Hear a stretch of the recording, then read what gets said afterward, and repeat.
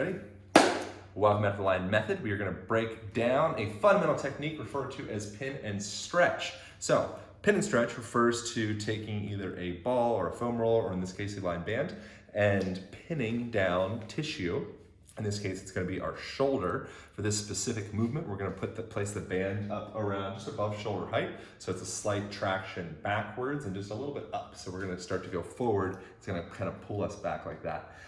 So we're going to pin the shoulder tissue down right around this territory using the band. So this will create a subtle little myofascial release type experience on the shoulder joint. And then we're going to hinge ourselves forward, forward, forward.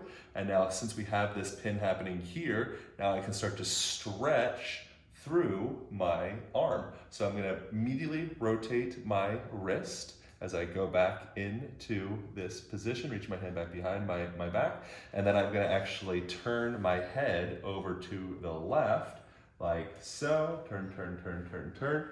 And so I'm creating this lengthening all the way back through I can feel it through my bicep, I can feel it through the front of my shoulder, I can feel it through my neck, the scalenes and platysma and all the muscles through here. And I'm really creating this lengthening all the way up through my ears down to my fingertips. So pinning the shoulder and then stretching from that position.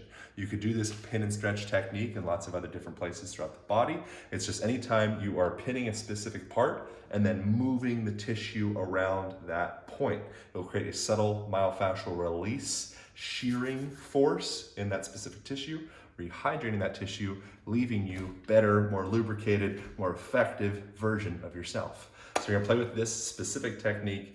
You can go through a few repetitions, reaching back, turning in. You could also reach the arm up overhead while you're in this position and turning to the left as well. And just creating a little bit of space and mobility through these traps, through the shoulder joint, putting that joint where it belongs, and then calling for movement, as sweet Ida Rolf once said. Thank you so much for tuning in.